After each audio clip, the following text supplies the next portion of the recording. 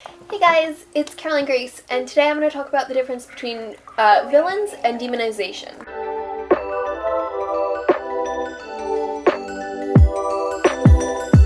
Personally, villains are like my favorite characters to write because it's just so fun to explore like either morally ambiguous characters or morally corrupt characters, because like that's not who I am at all in real life. I love anti-heroes. Anti-heroes are one of my favorite tropes because it's like you have this character who's like morally ambiguous, so like they have their own moral code. They don't necessarily follow other people's moral code, but they have their own moral code that they don't break. So like, for example, Harley Quinn is like, I don't kill kids.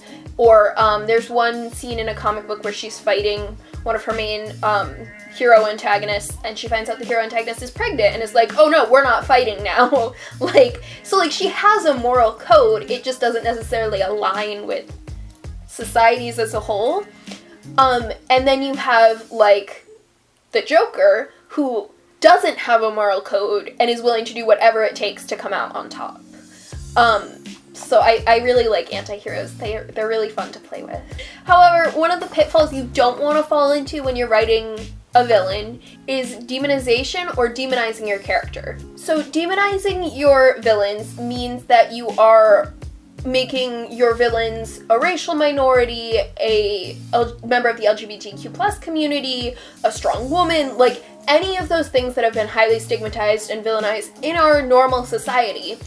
And so to make them villains just continues to demonize those traits, and when you demonize these characters, it makes it more acceptable to see minorities in a negative light, and that's not okay. So an example of a good villain would be, in the Percy Jackson and the Olympians books, Luke Castellan, who was originally, he is a demigod, was originally on Camp Half-Blood's side and like was a good guy, but then he got turned over to the dark side and joined with Kronos and tried to kill all the Olympians.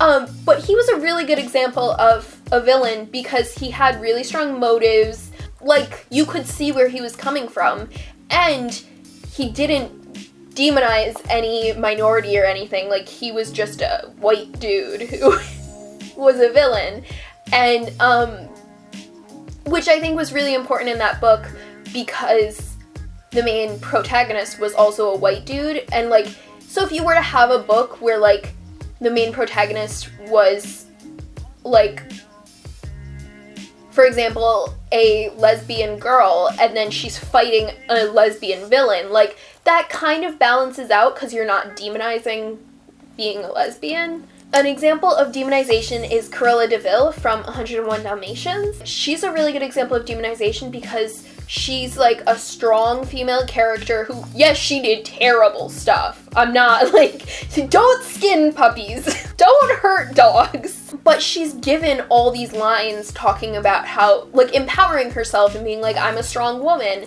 and she's actually the evil villain.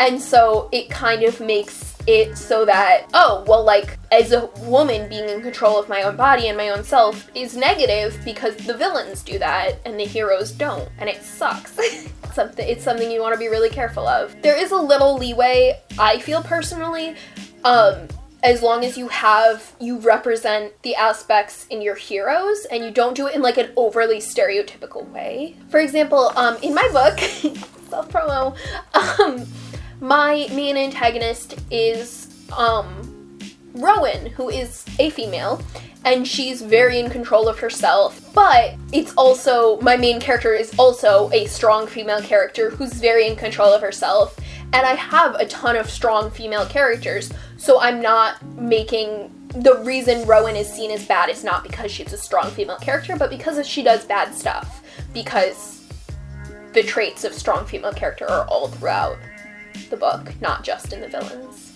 So, in summary, writers need to be very careful with their villains in particular and not demonizing their villains and not demonizing minorities through their villains. Thank you guys for watching, and I'll see you next time.